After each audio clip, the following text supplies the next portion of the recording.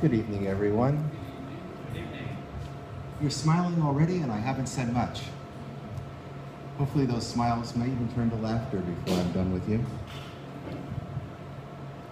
The air was sweet with the scent of peanut butter, bananas, apples, and white bread. It was Thursday, the third Thursday of the month of June, 1965. The place was the basement of St. Aloysius Catholic School in Brooklyn, New York. This was a very special day for the 7th and 8th graders, of which I was one.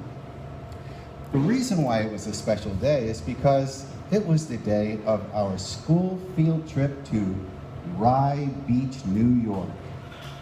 Rye Beach was not only a beach, it was also a place for rides, games, running, jumping, skipping, and adventures of all kinds.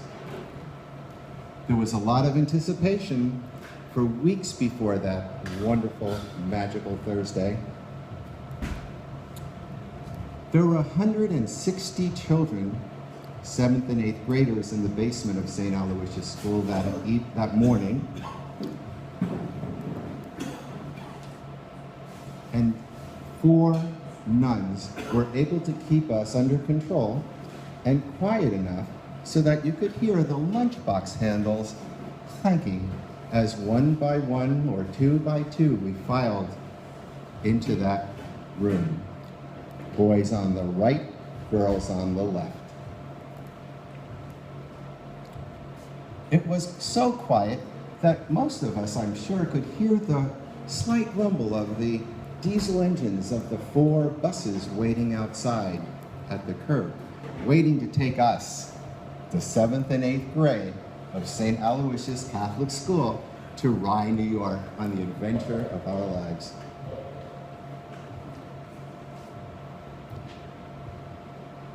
Our field trip day was a uniform, optional day, meaning that we were not required to wear our normal school uniform, which would, for boys, consist of a white shirt, a blue tie, dark blue or navy blue slacks, and black leather shoes. The girls wore plaid green jumpers, white collared shirts, white knee socks, and black leather shoes. Some of us showed up in our uniforms while others showed up in our street clothes. No one really said anything about it, but we kind of knew, those of us who showed up in our street clothes, we kind of knew that those kids who showed up in their uniforms, well, their parents just didn't have enough money. But nobody said anything about it. I wore my favorite red plaid shirt at my mother's insistence, because, well, she thought that if I wore a red plaid shirt, number one, I wouldn't be shot at, and number two, if I got lost, they'd find me a little easier. I wore my red plaid shirt and my perfectly pressed white chino pants, and my black leather shoes.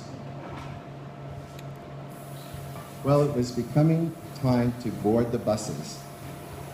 And then there was a click, click. If you've gone to Catholic school, you know what the click, click means. It means that it's transition time.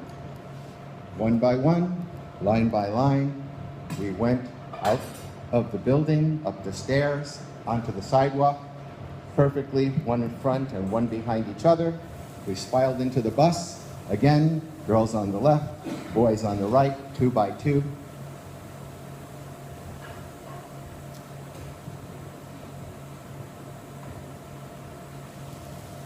That bus ride seemed to take forever.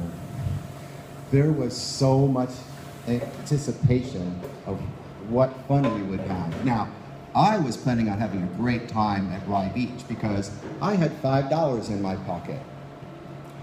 Back in 1965, a young man in the 7th grade could have a lot of fun at amusement parks with $5. A hot dog or a hamburger was like 20 cents. a ride was a nickel.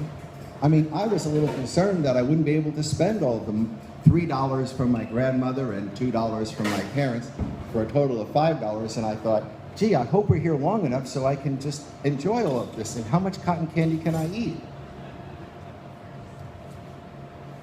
The bus ride was very interesting because, well, let me go back a step. This was the first time that I'd actually seen, and this is a neighborhood school, but I was really not friends with the kids I went to school with. I was friends with the kids who lived a few houses or brownstones away from where I lived, so I didn't socialize with them. So I only saw these kids in uniforms. But then seeing them, particularly the girls, and their street clothes or their weekend clothes, it was different. I was a little intimidated by some of the boys. I wasn't the biggest kid in the class. I wasn't the smallest either, but I was kind of normal sized. And I was a little intimidated because we weren't sitting in our seats and we weren't doing lessons. We were out in the world. So I had a plan. I thought, listen, I will make sure that everyone sees me talking to the two toughest kids in the class, right? If people think that I'm friends with these guys, they won't bother me. They'll leave me alone. So I went over to Joe Palermo and Patrick Mallory. His name is Patrick Mallory. Now, Joe Palermo undoubtedly grew up to be, an inmate, while Patrick was most likely the cop that, got him there. But they were friends, and they were not really bullies, but they were, they represented law and order, weird kind of way, in the class. So I made sure that everybody saw me joking around with them, and so that way, they wouldn't mess with me. So we get on the bus, and it's, it's 2 seats here and 2 seats there, boys over here, girls over there. And I guess I was pretty lucky because I was on the aisle seat, and Marie Buscaglia sat right across the aisle from me. Marie Buscaglia, everybody in my school knew her because when we came back from vacation between 6th and 7th grade, she had changed. You know what I'm saying? She had really changed. Like, none of the girls really liked her because they accused her of, stuffing. But anyway, we just, we didn't care. We're guys, all the same to us. Anyway, every time that bus bounced, my head just went like that. I just couldn't help it. I would just go, whoa. But that wasn't the best part of the day. I mean, that wasn't like really the perfection part of the day. That's yet to come. I was entertained, wildly entertained, during this bus ride. The guy that I sat next to, he didn't like the bus. And I was a little nervous about him because, well, he kept making these gestures like he wanted to jump out of the bus, like he wanted to open. There weren't air-conditioned buses, and it was June already. May, sorry. And so, I was worried about him a little bit. But, we went over the freeway, the interstate. We went over the Bronx Whitestone Bridge, which was only about 3 years old at that point, so it was all nice and fresh. I couldn't ever remember being on we didn't, I never rode on a school bus before. This was new for me because I walked to my school. There was no school buses there. So here I am, high up on a school bus, high up on this bridge, going over the Hudson River, or part of it, and going over to the other part of New York State. And I was a little frightened, to look out the window, and I could see then why this guy next to me was feeling a little queasy. But we did get there eventually. I expected better organization, I suppose, once we got there, like some escorting of some kind or a buddy system or whatever, but it wasn't. We got out of the bus, and they just checked our name off that we were there, and that was it. And then it was free for all. So this is where the fun started. Now, there were certain girls in our class who, guys paid attention to. There was Denise DeMarco. Denise DeMarco was cute. I mean, she was really a cute 7th grader. And there was at least 3 or 4 guys who were really, and I thought, hey, I got a chance with Denise DeMarco. Well, no problem. Why not? my plan was to get on the octopus ride with her, sit on the inside, put her on the outside, and then as this thing spun around wildly, I would be, we would kind of be hugging sideways, that kind of thing. I mean, come on, 7th grade, I shy around girls at first. Well, I tried to time it so I could follow her there and get in line behind her, and it worked. There we were. And I'm counting how many kids in front of me. I was like, yes, two, us. So we got on the ride together, and, well, it was pretty fun. This thing is spinning us around, and we're both laughing and giggling. Perfect. It was time for lunch. And I still had quite a bit of money in my pocket, and I decided, well, I would get a hamburger. I got myself a hamburger. And I thought, I'm not quite full yet. In those days, at lunchtime, I would go to the corner. There would be the pretzel guy. So I'd get out of school, eat a pretzel. Then I'd go to the corner deli and get a hero sandwich, take that home and eat it.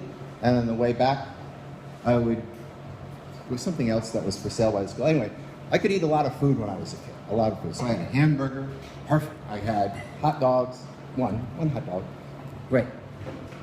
I had soda, a big one. And then I decided, it's time for a smoke. So I went around to the bathrooms, and who was there? Guess who was there? Patrick and Joseph. And they were smoking. Now, I was really glad when I ran into them that I had just recently switched brands from Carlton, which was considered a really sissy cigarette, to, we smoked in the 7th grade. Didn't anybody else here smoke in the 7th grade? Okay, so this was a city school, okay? It's different. So there they were smoking, and so I stood with them, and again, reaffirming my relationship with them, okay?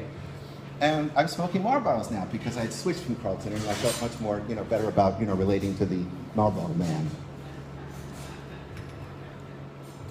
Well, just, after a couple of puffs, Joseph pulled something out of his pocket, and I realized that, okay, what is that? And he had this little baby food jar of something that he said was special that he brought from his house. Ooh, what is it? Is it something to drink? Yes, he says. So he opened it up and handed it over, and I took a sip of that. Oh man, did it make me dizzy real quick. It was some kind of homemade moonshine or something, I don't know what. I had to put out the cigarette, stumble over to a tree, and lay down out in the sun and take a little nap for maybe half an hour because of that little sip of whatever that stuff was. But that just added to the relaxation of the perfect day.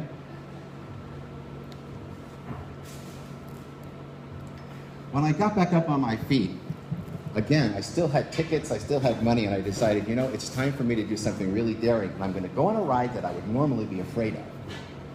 So I walked over to the biggest, baddest ride I could find in that park, and I got in line. It was called the airplane. The airplane is just a big old bucket for 2 people, and it's got a fin on the front and a fin on the back, and it's tied to some kind of cable. It spins around. It just spins around. It spins a bucket from the middle of this platform, or this tall, whatever you call it, a big pole. And in the front, you could move the fin. So you were actually steering the thing. Anybody ever ride on this thing? It's called the airplane. Never been to Rye, New York? Okay. Well, anyway, here I was, and I loved this ride because by moving the handle, I could make it go higher up, I could make it go lower down, and it was like, oh, I'm flying an airplane. It turned out I went on that ride 4 times. I just could not give it up. That was perfect. Christine Gennaro. Christine Gennaro was the belle of St. Aloysius School from the time she was in the 1st grade. Every guy wanted to date Christine Gennaro, if they were old enough to do so. I actually got to sit next to her on my 4th ride on the airplane. And I showed her how I could pilot that thing. She was impressed, and that was perfect. The end of the day came too quick. I still had $3 left. Maybe a little bit of a headache from whatever that was that Joe Palermo brought to the park. He never did tell me what it was. But you know, it was great. It was fantastic. I was smelly and dirty and full beyond capacity.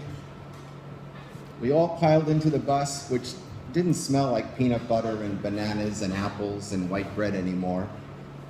As a matter of fact, one kid lost his lunch on the way home. I guess, it wasn't his day. It was just a little bit too much for him. That wasn't perfect, not for him, no. When we got back to the school, naturally, everything has to be orderly, and we got out of the buses one by one. Thank you to the driver. Back down to that otherwise smelly lunchroom, which usually smelled of stale textbooks, which again smelled like stale textbooks. That day was an important day, because on that day, I got to experience my classmates as human beings, as playmates, something very special. And even though I can't remember every detail of that day, I remember enough to feel good and to be appreciative that that happened and that I still had $3 left. Thank you.